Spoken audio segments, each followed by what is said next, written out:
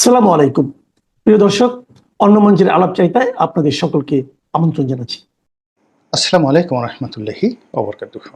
সম্মানিত দর্শক, বাংলাদেশের জনজীবন, মানুষের বেঁচে থাকার আকাঙ্ক্ষা, মরে যাওয়ার অধিকার এবং মৃত্যুর পর মানুষের যে স্বাভাবিক দাফন কাফন দাহ বা অন্ত্যেষ্টিক্রিয়া, যে জিনিসগুলো হয়ে আসছে অনাদিকাল থেকে, সাহারার মরুভূমি থেকে শুরু করে আফ্রিকার জঙ্গলে, আমাজনের গহীন অরণ্য থেকে শুরু করে পৃথিবীর অসভ্যতম জনপদ যেখানে মানুষের মাংস মানুষ খায়, সেখানেও মানুষের জন্ম এবং মৃত্যু, এই দুটো ঘটনা অন্যান্য পশুদের জন্ম এবং মৃত্যুর থেকে আলাদা। মানব শিশু জন্ম নিলে আনন্দের বন্যা বয়ে যায় সমাজে, হোক দরিদ্র কিংবা ধনী। কোনো মানুষ মারা গেলে যে বিষাদময়তা দেখা দেয় সমাজে, রাষ্ট্রে, এটাই মানব সমাজের বন্ধন। কোনো পশু সমাজে অন্য কোনো পশুর মৃত্যু পশু সমাজে কোনো প্রতিক্রিয়া তৈরি করে না। কিন্তু আমরা কখনো কখনো পাশবিকতায় এমন একটা জায়গায় পৌঁছে যাই, আমাদের নিষ্ঠুরতা কখনো কখনো পৃথিবীর সমস্ত নারকীয় যে কর্মকাণ্ড, নরকে যেগুলো হয়, জাহান্নামে যেগুলো হয়, সে সকল কর্ম, অথবা পশুদের রাজ্যে পশুদের মধ্যে যে নির্মমতা, বিশেষ করে হায়না বা অন্য যে সকল হিংস্র প্রাণী রয়েছে, ভাল্লুক, তাদের মধ্যে যে নিষ্ঠুরতা দেখা দেয়, তার চেয়েও বেশি নিষ্ঠুরতা বিভিন্ন সময় মানব দেখিয়েছে। এই মানুষ আমরা। আমাদের মধ্যে রাজা ছিল, যে রাজার নাম ছিল Genghis Khan.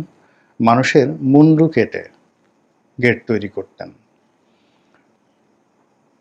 Ivan the terrible নামে একজন রাশিয়াতে রাজা ছিলেন, যার নিষ্ঠুরতার সঙ্গে আপনি এই পশু সমাজের যে নিষ্ঠুরতা, যে বিষয়গুলো বললাম, এরকম আপনি তুলনা করতে পারবেন না।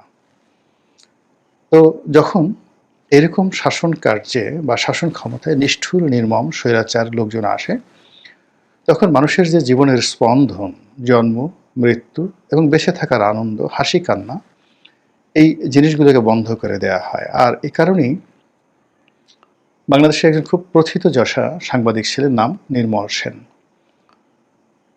আপনারা যারা 70-এর দশকে, 80-এর দশকে সংবাদপত্র পড়তেন, ওই সময়ের রাজনীতি সম্পর্কে যাদের খোঁজখবর আছে, কিংবা যারা বাংলাদেশের বাম ঘরানার রাজনীতি নিয়ে খোঁজখবর রাখেন, তারা জানেন যে বাংলাদেশে একদা এক সময় নির্মল সেন নামে একজন প্রখ্যাত রাজনীতিবিদ, প্রখ্যাত কলামিস্ট এবং সামাজিক ব্যক্তিত্ব, যাকে বলা হয় সুনাগরিক, দেশপ্রেমিক নাগরিক ছিলেন, যিনি তার একটা বিখ্যাত লেখা স্বাভাবিক মৃত্যুর গ্যারান্টি চাই,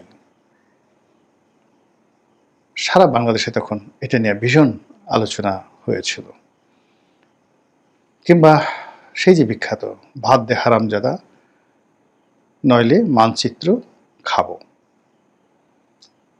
তো বিভিন্ন সময় যারা ফ্যাসিজমের কথা বলছি, আমরা স্বৈরাচারের কথা বলছি, নাৎসিবাদের কথা বলছি, সেই সময়টিতে অনেক অনেক নির্মম ঘটনা ঘটেছে।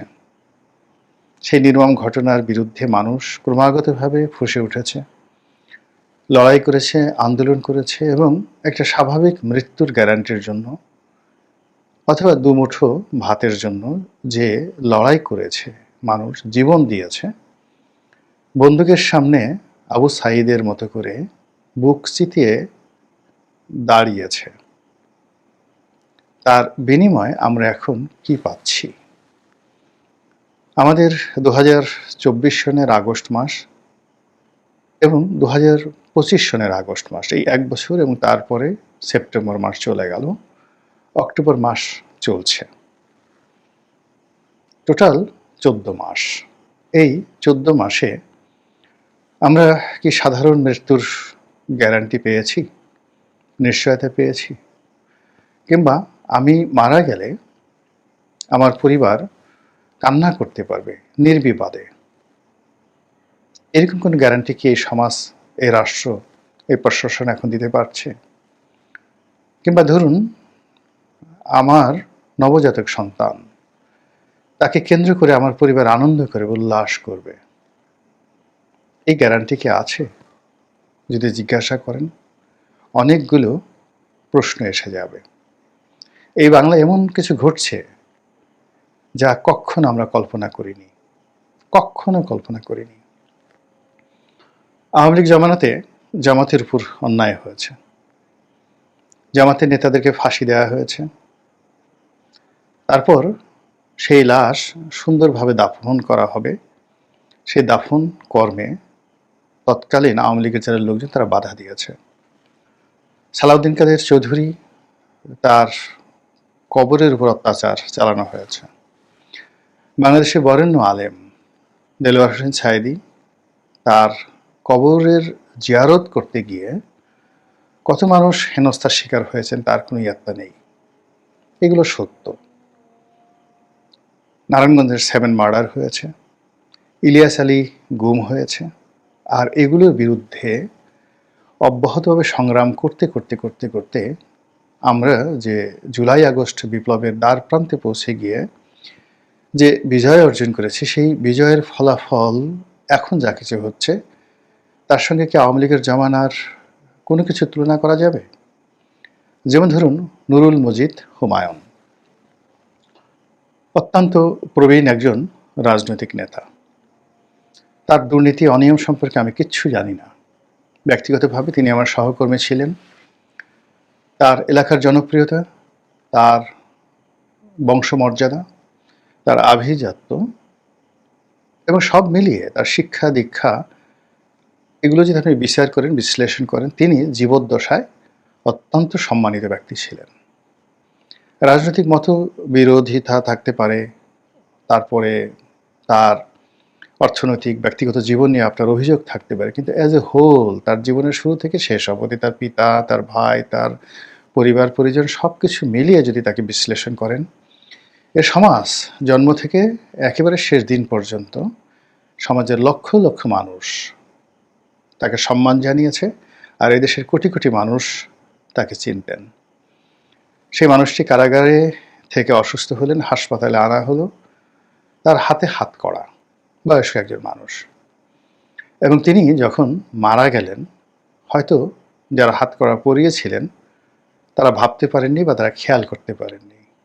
যখন তার লাশ দাফন করতে নেওয়া হলো, তখন দেখা গেল তার হাতে সেই হাত করাটা রয়ে গেছে। বিশ্বাস করেন, এরকম নির্মম ঘটনা আমি দেখিনি। স্বৈরাচারী এরশাদ জমানা বা পরবর্তীতে যারা এসছে ক্ষমতায় তাদের জমানা, এমনকি পাকিস্তান জমানাতে কখনো দেখিনি। আমরা পাকিস্তান আর্মিকে অনেক অসম্মান করে কথা বলি, ব্রিটিশ আর্মিদেরকে নিয়ে নানা রকম কথা বলি, কিন্তু তারাও একজন মৃত মানুষের যে শরীর বা লাশ, তার প্রতি যে সম্মান প্রদর্শন তারা করেছে, ওটা আমরা এই যুগে কল্পনাও করতে পারি না। সম্রাট দ্বিতীয় বাহাদুর শাহ যখন পরাজিত হলেন, আপনারা কল্পনা করতে পারবেন না যে একটি সিপাহী বিদ্রোহ 1857 সনে পুরো ব্রিটিশ সাম্রাজ্যকে তছনছ করে দিয়েছিল। এবং ইস্ট ইন্ডিয়া কোম্পানি, যারা তখন ভারতবর্ষের রাজা ছিলেন, পুরো ইস্ট ইন্ডিয়া কোম্পানিকে দেউলিয়া করে দিয়েছিল।